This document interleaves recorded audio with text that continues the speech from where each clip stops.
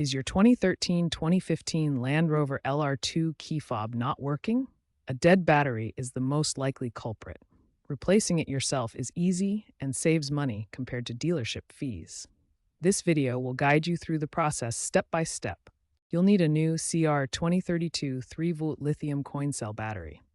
This is widely available at most electronics stores or online for under $5. You'll also need a small flathead or Phillips head screwdriver. Both types are suitable for opening the key fob's battery compartment. Optionally, a plastic pry tool can be used to protect the fob's casing from scratches when prying it open. Locate the small notch or seam on the side of your LR2 key fob. Gently insert the screwdriver or pry tool into the notch. Carefully pry the fob open. Be gentle to avoid damaging the plastic casing. Once the key fob is open, you'll see the CR2032 battery clearly visible inside. Take note of the battery's orientation, with the positive side marked by a plus symbol and the negative side by a minus symbol.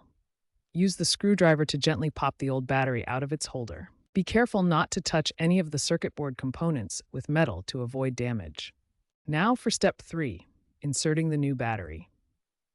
Take your new CR2032 lithium coin cell battery and place it into the holder with the positive side facing up. The battery should snap easily into place due to the spring contacts. If it doesn't fit properly, double-check the polarity to ensure the plus side is up and the negative side is down. Now carefully snap the two halves of the key fob casing back together. Make sure the casing is securely closed and that there are no gaps. Press firmly to ensure a tight seal. After reassembling the key fob, test it immediately by pressing the lock and unlock buttons. The LED indicator on the fob should illuminate, and your LR2 should respond by locking or unlocking the doors. If the key fob still doesn't work, first double-check the battery orientation. The positive side should face up, as shown in the circuit board diagram. Next, try reprogramming the key fob. Access the vehicle's settings menu, usually found under Key Programming or similar, and follow the instructions in your owner's manual to sync the fob. If the key fob continues to malfunction after checking the battery and reprogramming, the issue likely stems from a faulty circuit board or other internal component. In this case, take it to a Land Rover dealership or certified technician for repair.